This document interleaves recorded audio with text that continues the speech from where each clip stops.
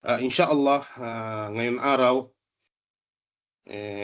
tayo ay mag-resume sa ating lecture na nakaraan. Inshallah, alam naman natin ang pagsasaliksik sa kaalaman. Ito ay mahalaga sa bawat Muslim at ito ay ipinag-utos ng ating mahal na propeta Muhammadun sallallahu alaihi wasallam. Nabanggit sa hadith, man salaka tariqan yaltamisu fihi ilman sahhalallahu lahu tariqan ila jannah. Sinabi ng ating mahal na propeta Muhammadun sallallahu alaihi wasallam, sino man ang tumahak sa landas ng paghahanap ng kaalaman ay gagawin ni Allah o papapadaliin ni Allah sa kanya ang kanyang daan patungo o kaya papunta sa paraiso.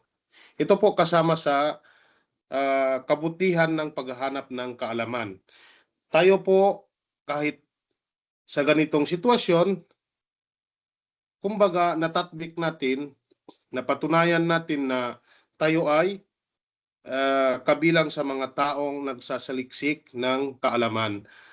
Inshallah, panalangin natin sa Allah subhanahu wa ta'ala na papapadaliin sa atin ang daan patungo sa paraiso, inshallah subhanahu wa ta'ala. Tayyib. So kahapon, tayo ay nakuha natin kahapon ang sinabi ng may akda, wa yusamu bi ru'yati adlin walau untha. Tayyib. Sinabi ng may akda, ang pag-aayuno ay magsisimula sa pamamagitan ng pagkita sa isang adil o kaya isang mapagkatiwalaang tao. Isang mapagkatiwalaang tao. Tayyib.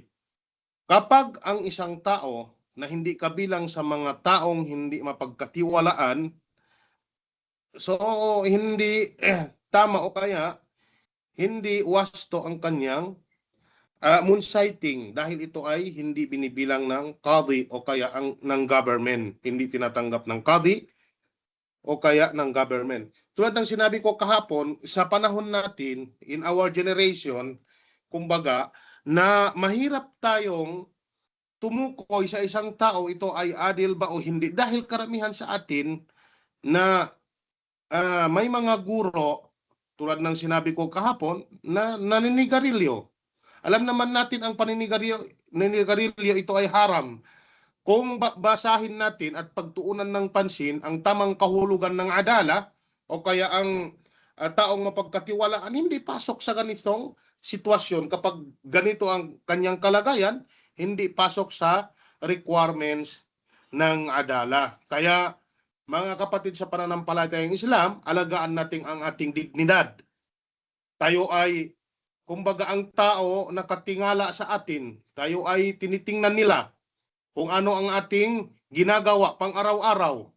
Kahit mga sabihin natin na magjo-joke tayo sa social media, kung ano-ano ang mga sinishare natin, kailangan mag-ingat po tayo, ingatan natin ang ating dignidad. Nabasa natin kahapon kung ano ang ibig sabihin ng al-adala, mapagkatiwalaang tao. Nabanggit ng mga ulama, huwa man hafadha 'ala al-wajibat wa taraka al-kaba'ir wa lam yusirra 'ala as-saghair.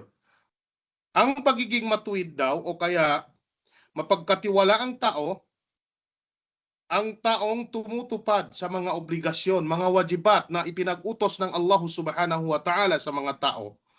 At iniiwasan niya ang malalaking kasalanan tulad ng zina, pag-inom ng alak at iba pa. At hindi nagpapatuloy sa paggawa ng maliliit na kasalanan. Walam yusirra ala sagair. Hindi nagpapatuloy sa paggawa ng maliliit na kasalanan. Ibig sabihin, itong paninigarilyo kasama sa maliliit na kasalanan. So kung ikaw ay isang ustad, o kaya sabihin na natin pangkaraniwang na tao, ammatun nas. Sabihin na natin, pero sinabi ng mga ulama, ang paninigarilyo ito ay haram. Sinabi ng mga ulama, ang pagmamama ito ay haram. Tapos, nalaman mo, narinig mo, napag-aralan mo, sabi mo, okay lang sa akin kasi hindi naman ako ustad. Kahit ako ay maninigarilyo. Kung ganon, pasok ka pa ba sa tinatawag ng adala? Hindi po. Dahil ito ay kasalanan. Sinabi ng mga ulama, walam yusirra ala sagair, hindi nagpapatuloy sa paggawa ng maliliit na kasalanan. Kung gano'n ang iyong kalagayan, huwag kang magtaka kapag hindi tinatanggap ang iyong saksi o kaya ang iyong moonsighting ng mga kudat, ng mga judge o kaya ng government. Pero sa panahon natin talagang mahirap tumukoy sa ganitong sitwasyon. Okay. Ano ang dalil natin? Nabanggit sa hadith ni Ibn Umar radiyallahu ta'ala anhuma, قال ترى الناس الهلال فرأيته فأخبرت رسول الله صلى الله عليه وسلم وأمر الناس بصيامه. Sabi ni Ibn Umar, nangyari ang moonsighting sa panahon ng ating mahal na propeta Muhammadun sallallahu alaihi wasallam at nakita ko ito. Sabi Ibn Umar, nakita ko ang buwan at ibinalita ako ito sa sugo ng Allah subhanahu wa ta'ala. Kaya siya ay nag-ayuno at inutos niya ito sa mga tao na mag-ayuno din. So ang point dito, si Ibn Umar ay mag-isa lang siya. Mag-isa lang siya. Kaya nga sabi ng may akda, وَيُصَامُ بِرُؤْيَةِ عَدْلٍ. Biru'yati adlin. Kahit mag-isa lang siya, dahil adil siya, mapagkatiwalaan tao siya, tinanggap ng ating mahal na propeta Muhammadun sallallahu alaihi wasallam ang kanyang obserbasyon sa panahon na yon. Tayyib. Sabi nila, wali'annahu khabarun fima tariquhu al-musyahada wa yadkhulu bihi fil fariḍa faqubila min wahidin ka waqtis salah. Dahil daw ito ay isang balita batay sa obserbasyon at ito ang nagpapasimula ng isang obligadong gawain. Fard. Tinatanggap ito mula sa isang tao lamang, katulad ng oras ng pagdarasal. Kaya nga, kapag nakarinig tayo ng adhan, narinig natin ang adhan, di ba, kung makarinig tayo ng adhan, nag-isa lang siya, tinatawag, hayya ala salah, hayya ala falah. Ganito ang kanyang panawagan. So tayo lahat, mga Muslimin, naniniwala kahit mag-isa lang ang muadzin, ang tumatawag na as-salah, as-salah, as-salah, tinatanggap natin, pinapaniwalaan natin na pumasok na ang oras ng pagdarasal. Ganon din po ang oras ng pag-aayuno. Tayyib. Pangalawa, at-taklif, li'annahu khabarun tata'allaqu bihi wujubul ibada 'ala an-nas, fala yuqbalu min ghairi mukallaf. Sabi nila, dapat ang tao may pananagutan. Ibig sabihin, mukallaf siya. Maging mapanagutin kapag hindi niya ginawa ang mga obligasyon na ipinag-utos ng Allah subhanahu wa ta'ala sa mga tao, tulad ng sala, tulad ng zakah, tulad ng pag-aayuno, maging makasalanan po siya. Ito ang ibig sabihin ng taklif. At tumasok dito ang dalawang bagay. Una, yung tamang pag-iisip at tamang gulang. Tamang pag-iisip at saka tamang gulang. Sabi nila, dahil ito ay isang balitang may kaugnayan sa obligasyon ng pagsamba ng mga tao, kaya hindi ito tinatanggap mula sa isang taong walang pananagutan. Pag hindi mukallaf ang tao, hindi ito tinatanggap. Halimbawa na wala sa tamang pag-iisip, baliw ang isang tao, hindi ito tinatanggap sa kanya. At o kaya hindi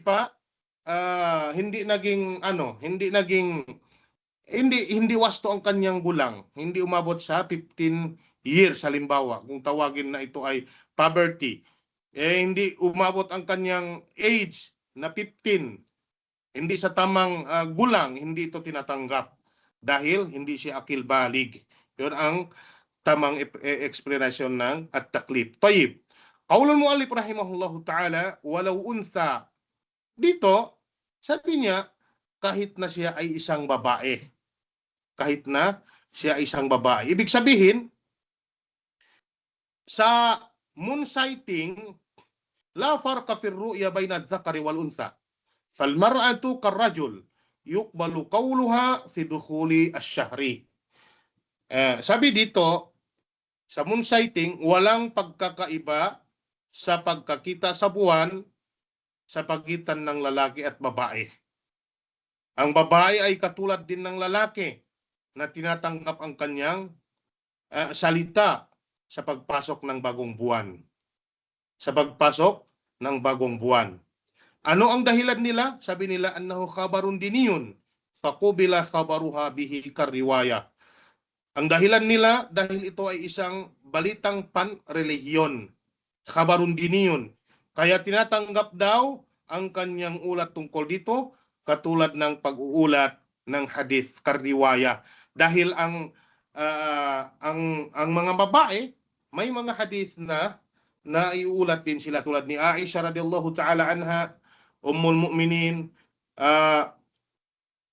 Fatima, at saka Ummu Salama, at marami pang iba. Tinatanggap ang kanilang riwaya. Tayyib. Wala farqa bainal hurri wal 'abdi kadalik. At dito rin, wala rin pagkakaiba sa pagitan ng isang malayang tao at isang alipin. Sa panahon natin siguro, wala nang alipin. Dahil hindi pa tayo nakakita ng isang alipin. Naririnig lang natin sa mga kanta, ako ay isang alipin lamang, mga ganon. Pero ang tunay na kahulugan sa ating relihiyon, ang alipin, ito ay binibili. Isang tao, pwede mong bilihin at mapapasayo pagmamay-ari mo. Pero sa panahon natin, huwag na natin tatalakayin kasi wala naman. Ang importante, alam natin, pag yung balita tungkol sa relihiyon, pang-relihiyon, walang pagkakaiba sa pagitan ng isang malayang tao at isang alipin. Tayyib. Continue natin. Qala al-muallif rahimahullahu ta'ala, فَإِنْ صَامُوا بِشَهَادَةِ وَاحِدٍ 30 يَوْمًا فَلَمْ يُرَ الْهِلَالُ أَوْ صَامُوا لِأَجْلِ غَيْمٍ لَمْ يُفْطِرُوا. Ang kanyang sinabi dito, kung sila ay nag-ayuno sa loob ng 30 araw, batay sa patotoo o kaya saksi ng isang tao, at hindi nakita ang bagong buwan ng Shawwal, kasi i-explain ko mamaya, bagong buwan ng Shawwal, o nag-ayuno dahil sa maulap, makulinglim ang panahon, hindi sila dapat mag-break ng kanilang fasting o kaya ng kanilang ayuno o kaya mag-eid. Hindi pwede. Ang binanggit ng muallif o kaya ng may akda, ito ay tumutukoy tungkol sa pagkakaroon ng pagkakamali sa pagkikita o kaya ng moon sighting. Nabanggit dito ng may akda, may dalawang sitwasyon. Upang malaman natin, isa-isahin natin. Okay. Sabi ng muallif o kaya ng may akda, فَإِذَا صَامُوا بِشَهَادَةِ وَاحِدٍ 30 يَوْمًا فَلَمْ يُرَ الْهِلَالُ. Ito ang unang sitwasyon. Ang pangalawang sitwasyon, أَوْ صَامُوا لِأَجْلِ غَيْمٍ لَمْ يُفْطِرُوا. Okay, unahin natin ang unang sitwasyon. Sabi ng may akda, kung ang mga tao ay nag-ayuno batay sa patotoo o kaya saksi ng isang tao lamang. Okay? Ibig sabihin, ang pagkakita sa bagong buwan ng Ramadan ay napatunayan ng iisang saksi at nakompleto nila ang 30 araw ng pag-aayuno. Ngunit, hindi pa rin nakikita ang bagong buwan ng Shawwal. Hindi sila dapat mag-eid. Paano yun? Sabihin natin na itong buwan na Shawwal. Hindi. Sha'ban. Tapos, nabanggit natin kahapon na nabanggit natin kahapon at kanina lang, okay, kanina lang, wa yusamu bi ru'yatin wahidin aw yusamu bi ru'yatin adlin, bi ru'yati adlin. Nabanggit natin kanina lang at kahapon din na pwedeng mag-ayuno ang mga tao kapag nakita ang buwan kahit ito ay isang tao lamang. Okay? Kung nangyari yon, halimbawa, nakita ang buwan, pero ang nakakita isang tao lamang, tapos mag-ayuno na ang mga tao, okay? Pagkaraan nito, nakapag-ayuno sila ng 30 araw. Makompleto nila ang 30 days. Okay? Pero, kinalaunan, hindi nakita ang buwan ng Syawal. Hindi nakita ang buwan ng Syawal. Sinabi ng may akda, kailangan nilang mag-ayuno, continue ang pag-aayuno kahit maging 31. Kahit maging 31 pa ito. So ang problema natin dito, nabanggit natin kahapon, ang buwan daw pwede magiging 29 at saka 30. Dalawa lang ang pagpipiliin natin. Imma ay yakuna 29 yawman, 29 days lamang, o kaya 30 yawman, magiging 30 days. Yun lang, dalawa lang. So kapag mag-ayuno tayo, mag-continue tayo dito sa pag-aayuno, dahil hindi nakita natin ang bagong buwan ng Syawal, magiging 31. Okay? Magiging 31 ang ating puasa o kaya fasting. Tayyib, ano ang kanilang dahilan? Sabi nila, anna khuruj ash-shahri la yathbutu illa bi ru'yati adlain. Fala yajuzu ay yustanada ila ru'yati wahidin wa huwa alladhi shahida bi ru'yatil hilal li Ramadan. Sabi nila dito, ang dahilan daw, ang pagtatapos ng buwan ay hindi napatutunayan sa pamamagitan ng pagkakita ng dalawang mapagkatiwalaang tao. Kaya hindi maaaring umasa sa pagkakita ng iisang tao lamang ang isang nagpatotoo kaya saksi sa buwan ng Ramadan. Anong ibig sabihin yun? Parang ang bigay natin ng meaning dito hindi masyadong maliwanag, hindi masyadong klaro. Sabi nila, kapag lumabas na daw ang buwan, hindi pwede umasa sa isang tao lamang. Kailangan dalawa ang nakakita ng buwan. Halimbawa, ngayong Ramadan, tayo ay magpuasa o kaya magfasting sa 29 days ng Ramadan. Tapos, ang sunna dito, kailangan natin ng moon sighting. Tapos ako lang ang makakita. Nakita ko ang buwan ng Ramadan. Pero ang mga kasamahan ko hindi nila nakita. Ang ibang bansa hindi nila nakita. Ang ibang mga tao hindi nila nakita ang bagong buwan. Sinabi ko sa kadi o kaya sa government, nakita ko ang buwan. So hindi yun counted. Sa pananaw ni Imam Ahmad rahimahullah ta'ala at mga jumhurul ulama, hindi to counted. Dahil sabi nila kailangan ng dalawang tao. Okay? So ngayon, ang nangyari, dahil hindi ito pwede, kailangan talaga ng dalawang tao. So, ang pagpuasa natin, nung unang Ramadan, first day ng Ramadan, isang tao lamang ang nakakita ng hilal. So, kung hindi tayo mag-continue, magtigil tayo sa pagpuasa o kaya pag-ayuno, parang sinabi natin, lumabas ang buwan ng Ramadan na isang tao lang ang nakakita ng buwan. So, hindi yun counted. Hindi yun counted. Kasi, hindi natin nakita ang buwan. So, hindi tayo dapat tumigil sa pag-aayuno. Pangalawang dahilan nila, wali'annahu lam yural hilal. Fahada amaratun ala anna syahida bihada o bihilali Ramadan qad akhta'a. Dahil daw, sabi nila, hindi nakita ang bagong buwan. Ito ay isang palatandaan na ang saksi na nagpatotoo sa buwan ng Ramadan ay maaaring nagkamali. Maaaring nagkamali. Sabi nila, maaari daw nagkamali ang isang saksi, kaya dapat ituloy natin ang pag-aayuno. Hindi ba nabanggit natin kahapon, sinabi ng mga Hanabila, madhab ng Hanbali na tulad ng pinag-aralan natin ngayon na kapag hindi maliwanag ang langit, kulimling ang langit, makapal ang ulat, ang kanilang dahilan, ang pag-ayuno dito ay ihtiyatan.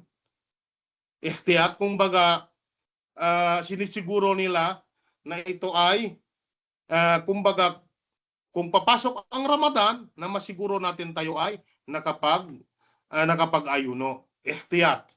Okay.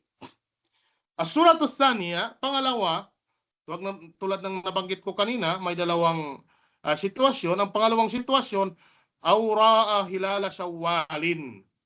Nakita nila ang Shawwal, ngunit ang government hindi tinatanggap ang kanilang testimonial.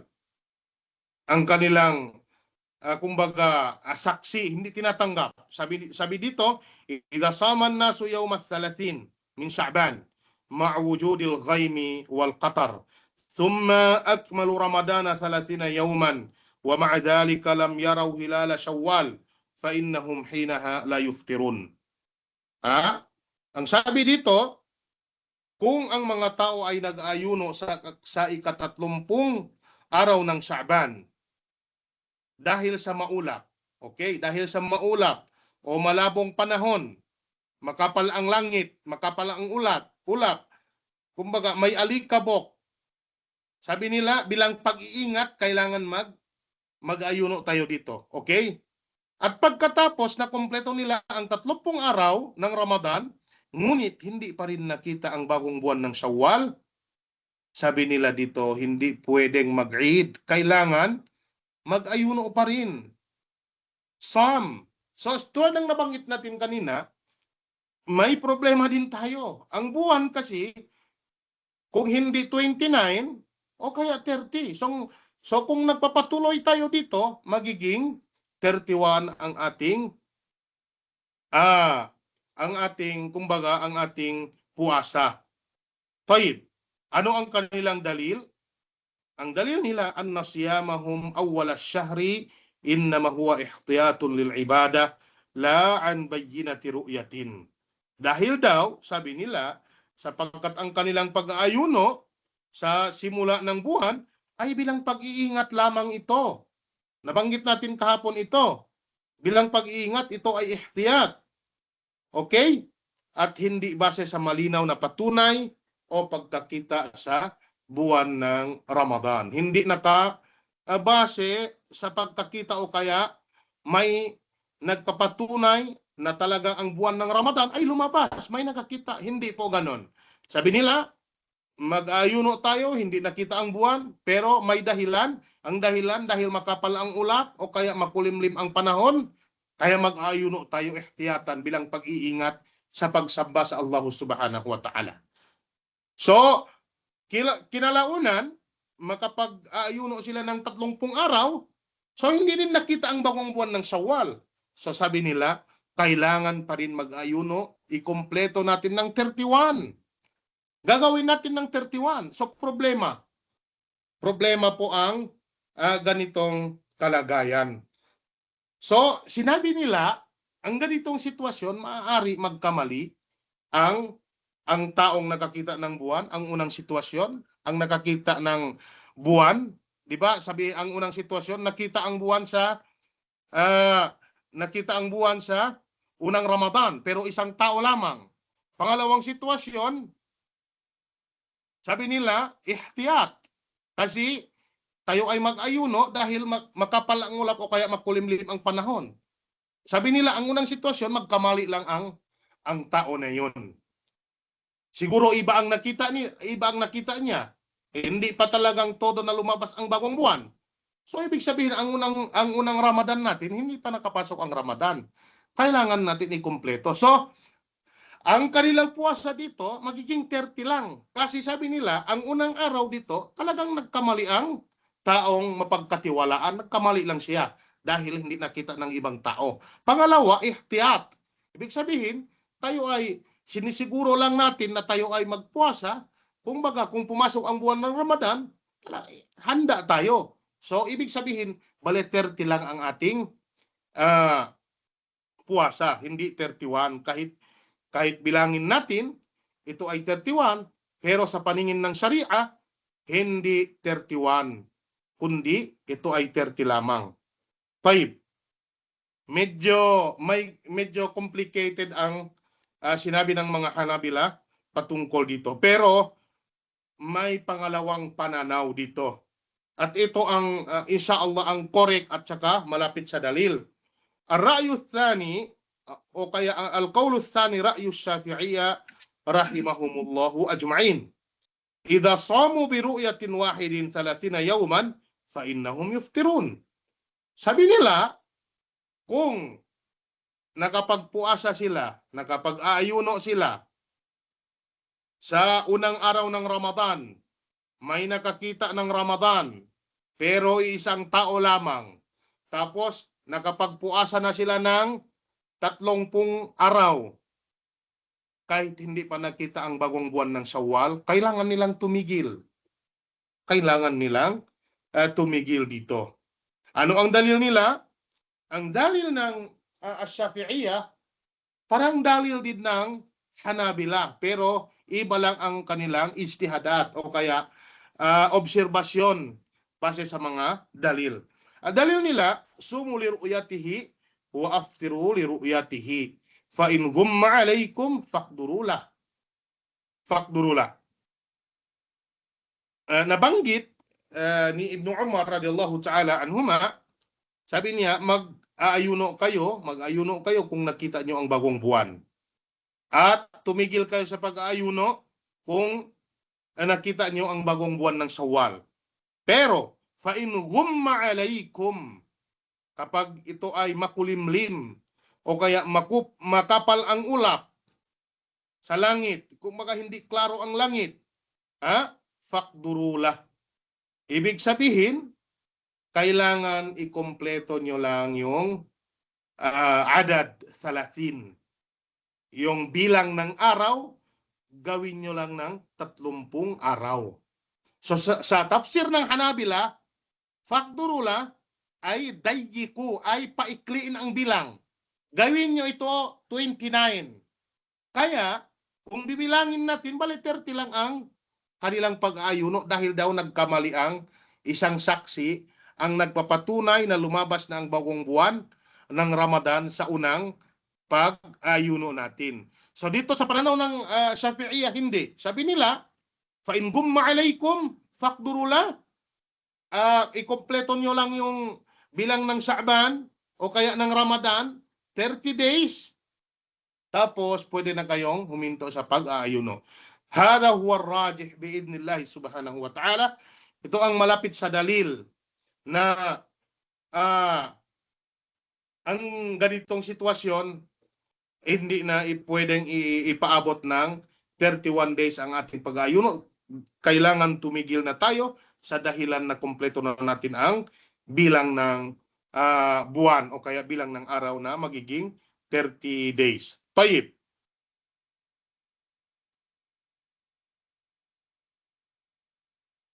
Qala al-muallif rahimahullahu ta'ala, wa man ra'a wahdahu hilala Ramadan wa rudda qawluhu aw ra'a hilala Shawwalin sam. Okay, ito ang hatol na para sa nakakita ng bagong buwan na mag-isa lang siya. Okay? Sabi ng muallif, kung ang isang tao ay nakakita ng bagong buwan, hilal ng Ramadan, okay, na mag-isa lang siya, ngunit hindi tinatanggap ng otoridad o kaya ng government ang kanyang saksi, ang kanyang testimonial, kailangan pa rin niyang mag-ayuno. Okay. Halimbawa, ito madalang sitwasyon din. Ang unang sitwasyon, ang isang tao, nakita niya ang buwan. Nakita niya ang buwan ng Ramadan. Ngunit, hindi tinatanggap ng qadi ang kanyang pagsasaksi. Rudda qawluhu. At hindi rin tinatanggap ng government ang kanyang testimonya. Sabi ng hindi yan totoo. Sinabi ng may akda, sabi niya, kailangan pa rin niyang mag-ayuno. Kailangan pa rin niyang mag-ayuno. Dahil sa kanya, talagang sigurado siya, nakita niya ang bagong buwan. Anong illa o kaya anong dahilan? Sabi nila, tayakkana annahu min Ramadan. Falazimahu sawmuhu kamalau hakama bihil hakim. Sabi ng mga Hanabila dito, dahil sigurado siya sa kanyang sarili na ito ay Ramadan na. Kaya obligasyon niyang mag-ayuno para lang. Kumbaga, parang inuutos ito mismo ng gobyerno o kaya parang gobyerno na mismo ang nagdeklara. Dahil malinaw, nakita niya ang buwan. Ang problema lang, hindi tinatanggap ang kanyang testimonial. Kailangan pa rin niyang mag-ayuno. Okay. Pangalawang sitwasyon, aura hilala sawalin sama. Ganon din.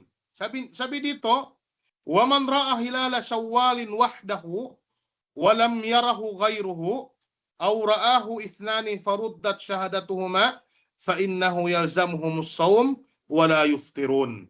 Ganon din. Kung nakita niya ang bagong buwan ng Shawwal, na mag-isa lang siya, at walang ibang nakakita rito, siya lang mag-isa. Tapos, urudda qawluhu. Hindi sabihin natin kasi mag-isa lang siya eh.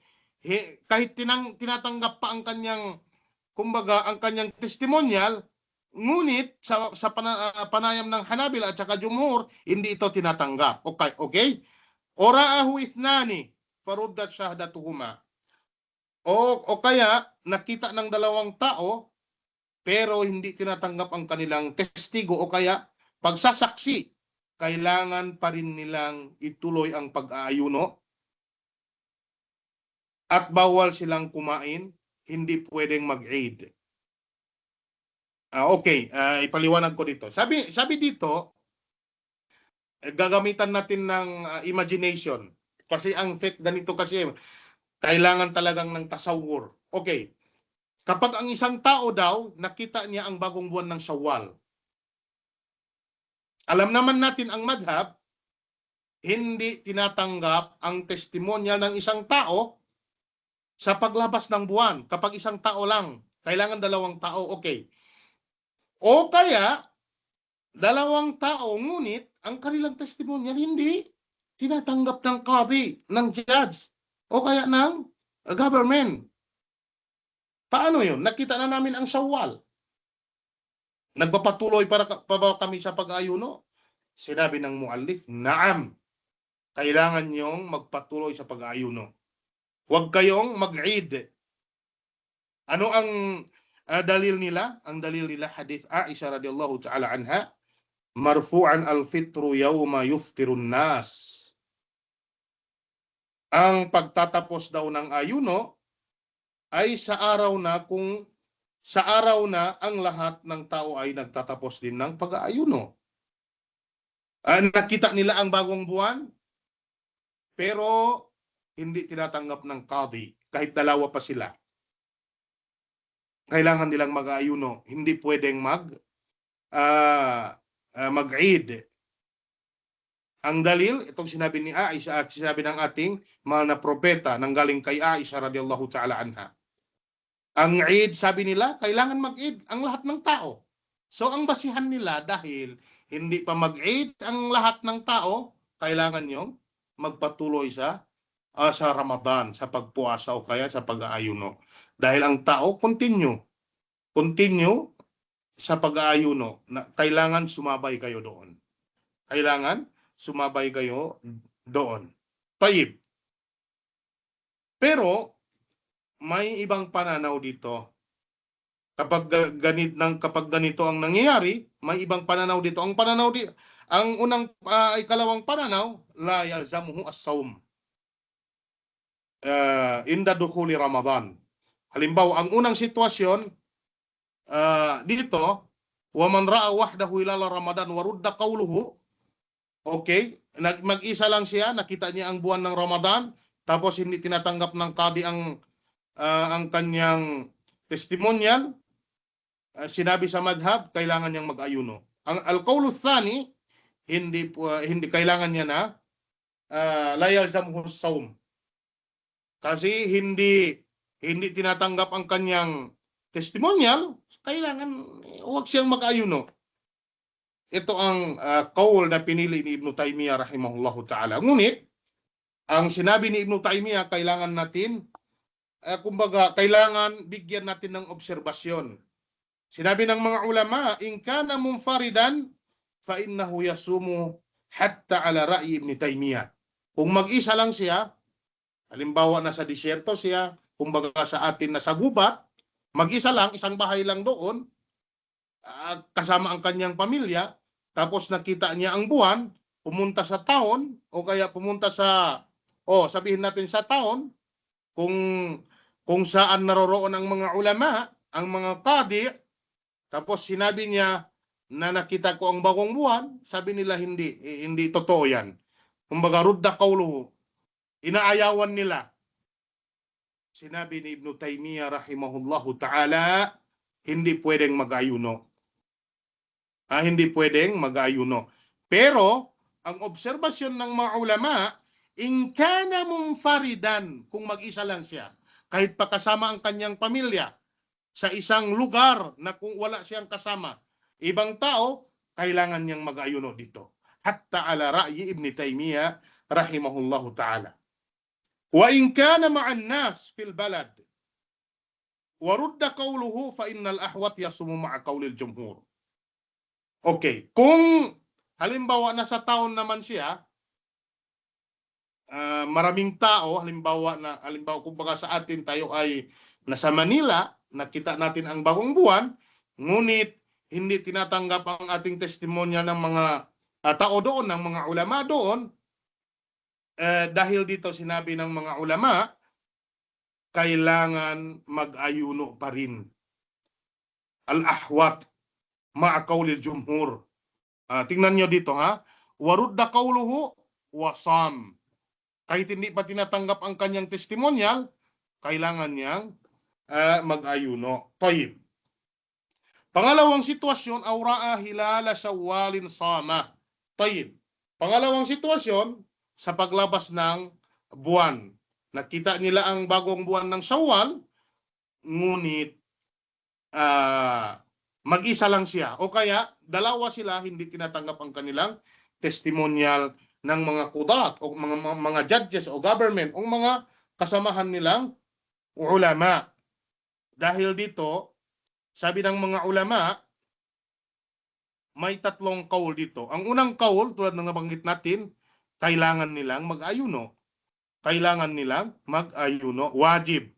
Ito ang unang kaul. Ang pangalawang kaul, yuftir.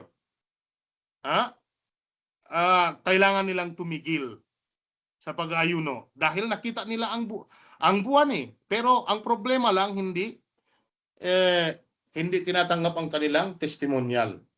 Ang pangatlong kaul at tafsil, kumbaga sa gitna, ang pangatlong pananaw. In kana wahdahu yuftir. Kung mag-isa lang siya, tulad ng nabanggit natin kanina, na nakita nila ang bagong buwan ng Shawwal, kung mag-isa lang siya, fa innahu yuftir. Kailangan niyang tumigil sa pag-ayuno. Tumigil sa pag-ayuno. Wa in kana ma'an nasi yasum. Kung naman ito ay may kasamahan siya, tulad ng sinabi ko kanina, tayo ay nasa Manila, may mga nasa Muslim community tayo, may mga kasama tayo doon, tapos hindi tinatanggap ang ating testimonial, kailangan pa rin natin sumama sa kanila na mag-ayuno. Ito ang tamang pananaw. Biidhnillahi subhanahu wa ta'ala, dahil kahit nakita natin ang buwan, hindi dahil sabihin natin hindi tinatanggap, o kaya mag-isa lang tayo, kailangan pa rin tayo ay sumunod sa karamihan ng mga tao. Tayyib. Qala al-muallif rahimahullahu ta'ala, wa yalzamu as-sawmu li kulli muslimin mukallafin qadirin. Tayyib. Dito, sinabi ng may akda, ang pag-ayuno daw ay obligasyon para sa bawat Muslim. Pag Muslim ka, kailangan mong mag-ayuno. Ito ang asyartul awwal. Kailangan Muslim ang tao bago tinanggap ng Allah subhanahu wa ta'ala ang puasa o kaya fasting. Pangalawa, kailangan ang tao mukallaf, may tamang pag-iisip at tamang gulang. Ang bata kasi, halimbawa, ang 7 years old, 8 years old, 9 years old, hindi pa obligado sa kanila ang pagpuasa. Pero pwede itong utusan ng kanyang mga magulang. Kasi mumayis na siya eh. May nasa tamang pag-iisip pero ang kanyang gulang hindi pa ito wasto, hindi pa sa tamang gulang. Pwedeng utusan pero hindi pa obligado sa kanya.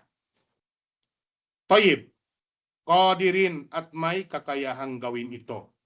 Kapag hindi qadir, tulad ng may sakit, tulad ng mga matatanda na hindi na kaya mag-ayuno, hindi na wajib sa kanila. Hindi na wajib sa kanila. Tayyib.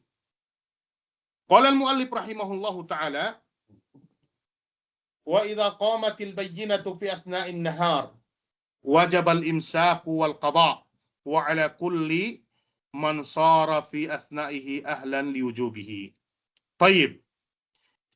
Sinabi ng may akda, kung napatunayan na nagsimula na ang buwan ng Ramadan dahil may nakakita ng bagong buwan ng Ramadan, habang tumatakbo na daw ang araw, dapat halimbawa, ngayon araw, mga 9 o'clock ng umaga, may nakapagsabi sa atin na nakita daw ang buwan kagabi. Nakita daw ang buwan kagabi. Tapos tayo, hindi natin alam, hindi tayo nakapagsahur, kumain tayo kaninang umaga, wala tayong kamalay-malay na Ramadan pala ito. Ang sinabi dito, wajabal imsaku wal qada. Kailangan natin tumigil pa rin sa pagkain at bayaran ang araw na yun. At bayaran ang araw na yun. Paano? Kung titingnan natin ang ganitong sitwasyon, parang nalilito tayo. Ngayon lang natin nalaman ang Ramadan na hindi tayo nakapagsahur, hindi tayo nakapagniya, wala tayong intensyon na ngayon araw na ito ay Ramadan.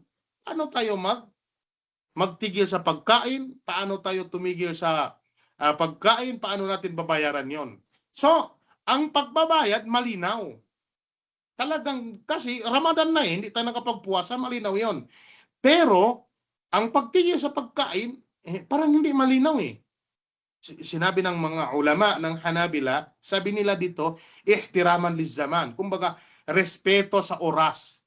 Dahil nalaman na natin, pumasok na ang buwan ng Ramadan, kailangan natin respetuhin. Kailangan natin tumigil sa pagkain. Hindi na tayo kumakain. Okay.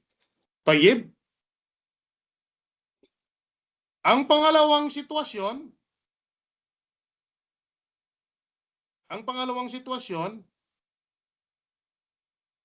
wa ala kulli man sara fi athnaihi ahlan li wujubihi.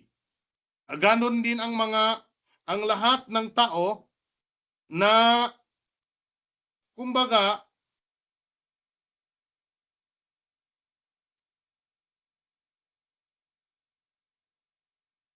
ganon din ang lahat ng mga tao na kumbaga naabutan sila ng Ramadan, pero unang abot nila, halimbawa, ngayon araw, may isang tao na hindi pa Muslim, pero Ramadan na. Ngayon araw, umaga, mga alas 9 sa umaga. After zuhur, nag-Muslim ang tao na ito. Kaya nga sabi dito, wa ala kulli man sara fi atna'ihi ahlan li wujubihi. Ano ang gagawin sa tao na ito? Nag-Muslim siya sa araw ng Ramadan.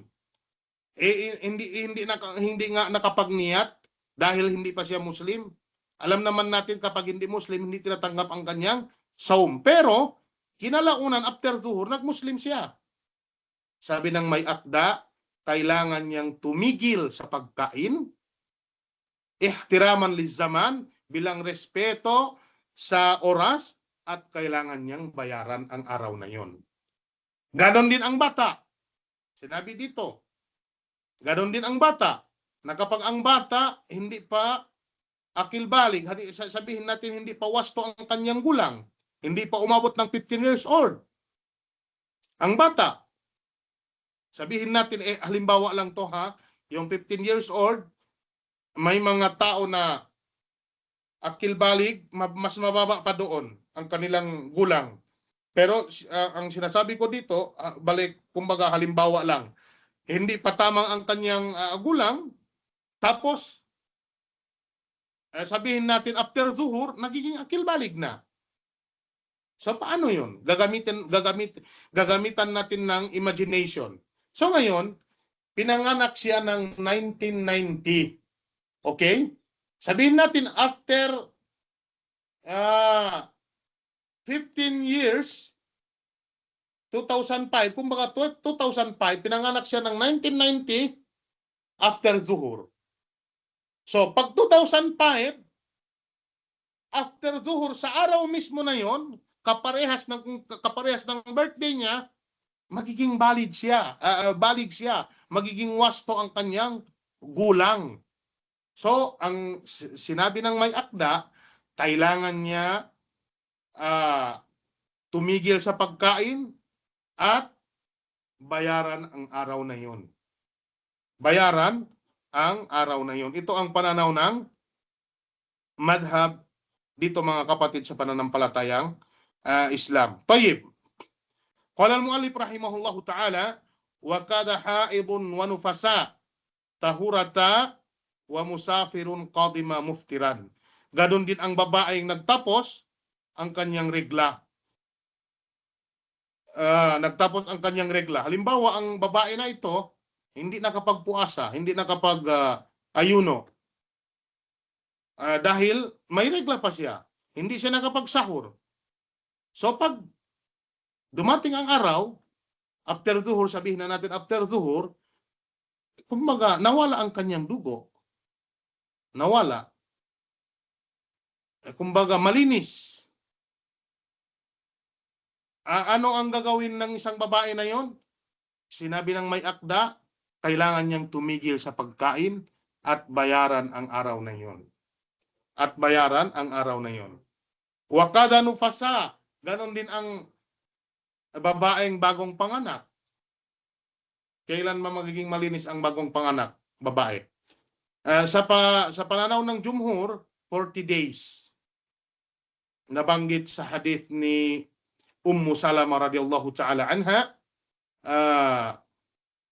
ang mga babae daw sa panahon ng Propeta Muhammadun sallallahu alaihi wasallam, nagtagal sa kanilang bagong panganak sa loob lamang ng 40 days. So may mga ibang opinion, 45 days, 50 days, 60 days, pero ang malapit at saka ang tunay na may dalil, 40 days lang. Kung ganito ang sitwasyon, halimbawa 10 days before Ramadan, o sabihin na natin 20 days before Ramadan, na nanganak siya. Tapos dumating man ang araw ng Ramadan, hindi siya nakapagpuasa kasi nasa loob pa siya ng nifas. May mga dugo pa, bagong panganak pa. Okay? So sinabi dito, kapag umabot na ng 40 days, sa araw mismo ng kanyang kapanganakan, kailangan niyang tumigil sa pagkain at bayaran niya ang araw na yon at saka mag-continue na sa pag-aayuno. Ito ang sabi ng muallif rahimahullahu ta'ala. Tayyib. Qala al-muallif rahimahullahu ta'ala, wa man aftara li kibarin aw maradin la yurja bur'uhu at'ama li kulli yawmin miskina. Nabanggit dito ang mga hindi kayang mag-ayuno dahil sa katandaan o kaya dahil sa may sakit na wala ng lunas. Sabihin natin, la yurja bur'uhu, ang nagdidesisyon dito, mga doktor, wala ng lunas, dapat silang magpakain ng isang mahirap sa isang araw. Dapat silang magpakain ng isang mahirap sa isang araw sa loob ng isang buwan. Halimbawa, 30 days, hindi sila nakapag-ayuno. Oo, yun. Bale, 30 tao o kaya kahit the same person, isang miskin, pwede nilang ulit-ulitin basta importante nagawa nila ng 30 beses. Nagawa nila ng 30 beses. So ang al-it'am dito, ang pagpapakain, pwede isang beses idiretso mo na, di ba? Na napansin natin ang mga ninuno natin, ang mga ustad, may mga patawa sila. Pwede kang bumili ng bigas diretso sa mga magulang natin na hindi kayang mag-ayuno, mga matatanda. Pwede kang diretso bumili ng bigas, 45 kilos, ibigay mo lang sa isang tao at saka ito ay pang isang buwan na. Tayyib, al-it'am, nisfu sa' sa ating pagkain. Ang nisfu sa' yung kalahating gantang. So ang isang gantang,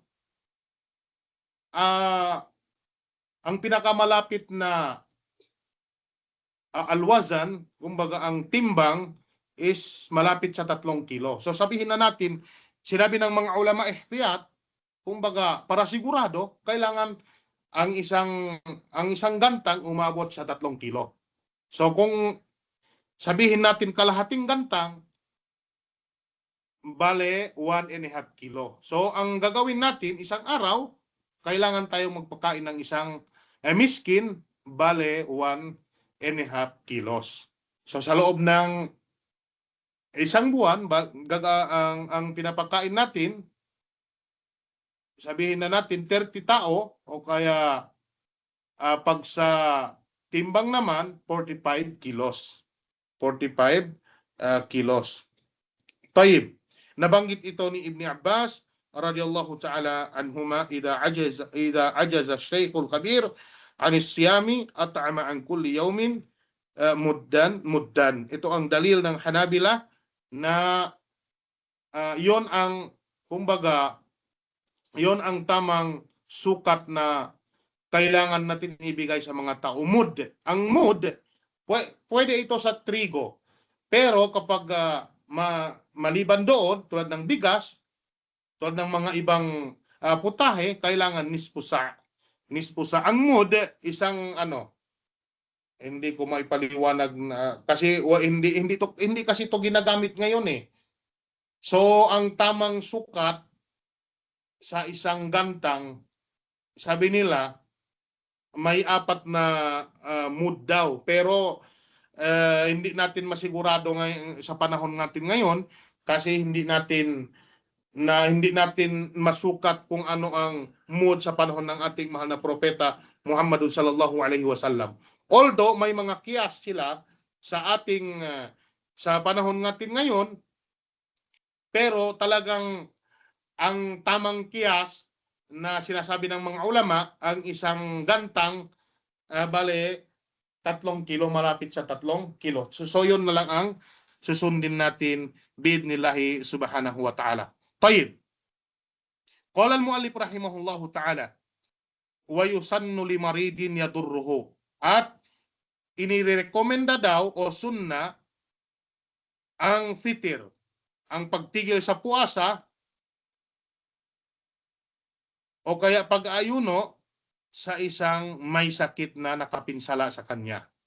Halimbawa, ikaw ay may sakit, ngunit ang inyong sakit nakapinsala sa iyo, kailangan mong o kaya sunna sa iyo na tumigil muna sa pag-ayuno.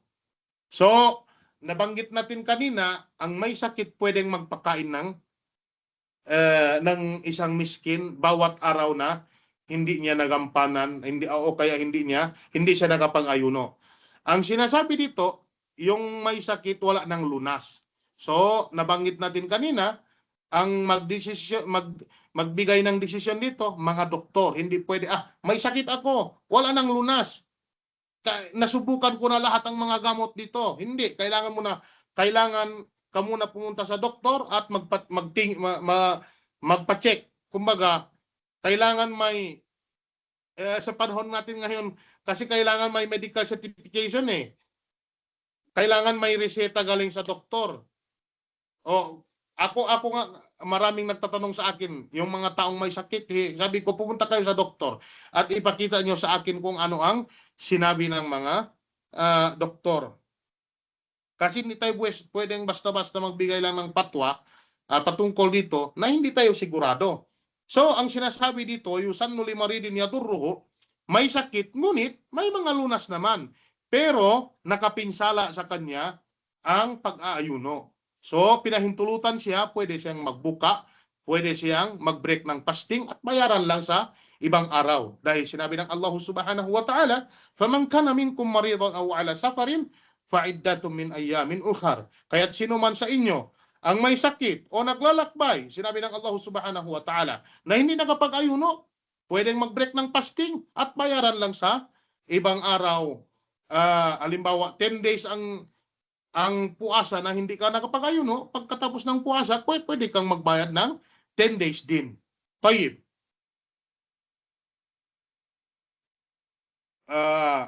Ang dalil, kasama din sa dalil, wala tulko bi aydikum ila tahluka. Kung nakakasira man ito o kaya nakakapinsala sa iyo, ikaw ay may sakit, sinabi ng Allah subhanahu wa ta'ala, huwag ninyong itapon ang inyong mga sarili sa kapahamakan. Wala tulko aydikum, wala tulko bi aydikum ila tahluka. Tayyib. Pero sa atin kasi, ang mga, sabihin na natin mga awamun nas, kahit may sakit, kahit may advice sa kanila ang mga doktor, na pag dumating ang buwan ng Ramadan, hindi naman nagsasala, dahil sa iman daw, tiisin ko na lang, mag-ayuno na ako, kahit may sakit ako. Hindi po pwede. Dahil ang ating relihiyon ay maluwag. Maluwag. Ang ating relihiyon, hindi mahirap. Pag-aralan mo lang. Pag-aralan mo lang ang iyong relihiyon, malalaman mo kung gaano kagaan ang ating relihiyon. Ganito po kagaan ang ating relihiyon. Hindi tayo pinapahamak. Tayo. Qauluhu wali musafirin yaksur. Ganon din. Ang taong naglalakbay, na naglalakbay siya, pero yaksur. Kailangan niya magpaikli ng sala.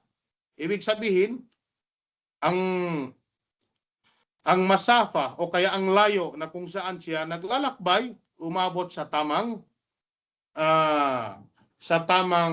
layo na kung saan pwede kang magpaikli ng sala.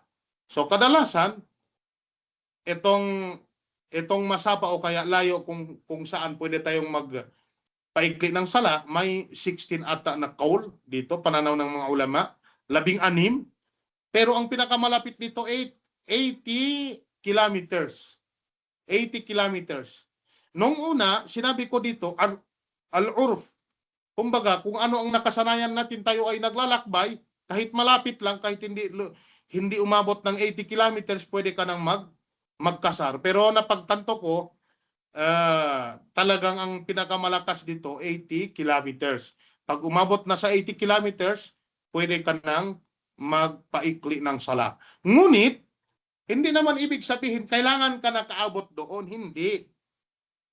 Hindi. Inshallah, babanggitin natin sa susunod na Jum'a kung kailan ka pwedeng magkasar. O kaya pwede kang magbuka. May mga dalil na ang ating mahal na propeta Muhammad sallallahu alaihi wasallam nagawa niya nung pumunta siya sa Makkah sa buwan ng Ramadan. Inshallah subhanahu wa ta'ala, hada wallahu a'lam wa sallallahu ala nabiyina Muhammad wa ala alihi wa sahbihi ajma'in. Mag-continue natin itong pinag-aralan natin sa susunod na Jum'ah. Inshallah, kung may katanungan kayo, may mga hindi masyadong klaro, hindi maliwanag ang ating paliwanag, dahil medyo mahirap itong Zadul Mustaqni'. Subhanallah. Pero kung talagang pagsilbihan natin ng mabuti, magtanong tayo, inshallah magiging madali inshallah subhanahu wa ta'ala.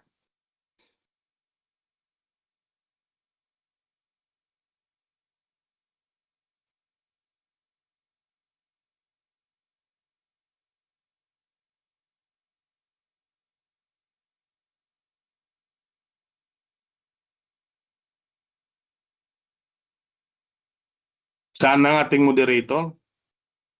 Alaikum, May mga Sheikh. tanong dito. Basahin mo na Alaikum, lang Sheikh. yung ano. Um, Waalaikumsalam ano po warahmatullahi. ang ano po ang payo sa mga tao na nag-aayunan na bumabase sa paniniwala ng matatanda at sila ay hindi sumusunod o nag-aantay sa mga ulama kung kailan mag-ayuno? May ibang mga paniniwala kasi, Sheikh, yung matatanda sa bukid na wala silang sinusunod, subalit ang kanilang sinusunod yung bilang lamang nila. Yun po yung tanong, Sheikh. Nabanggit natin kahapon ang ganitong sitwasyon. Kailangan natin ipaunawa sa mga nakakatanda sa atin, sa mga ninuno natin, na ang pag-aayuno nakasalalay sa moon sighting. Dahil may mga hadith na sa panahon ng ating mahal na propeta, kailangan talaga ang moon sighting. Dahil ang mga ulama, alam nila ang hisabul palaki. Ibig sabihin, marunong din sila na magbilang ng buwan, ng araw. Ang mga ulama, marunong 'yan. Kaya lang dito sa pag-aayuno, 'yon talaga ang tamang rule. 'Yon ang tamang, kumbaga, turo ng ating mahal na propeta Muhammadun sallallahu alaihi wasallam. Kailangan tingnan mo na ang bagong buwan. So, sa ganitong sitwasyon, ipaalam natin, basahin natin ang hadith na ito ang tamang katuruan. Pag may gumagawa na ganitong pananaw, wala tayong magagawa na kundi yung ipaabot lang sa kanila ang tamang turo ng ating mahal na propeta Muhammadun sallallahu alaihi wasallam. Pero hindi natin kayang sabihin na ang kanilang pag-aayuno na hindi tinatanggap ng Allah.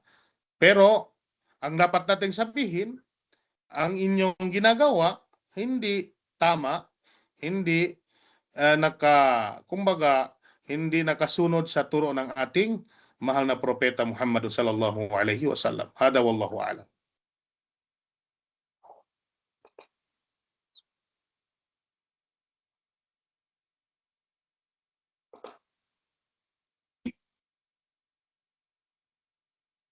Clear ba? May ibang paniniwala sa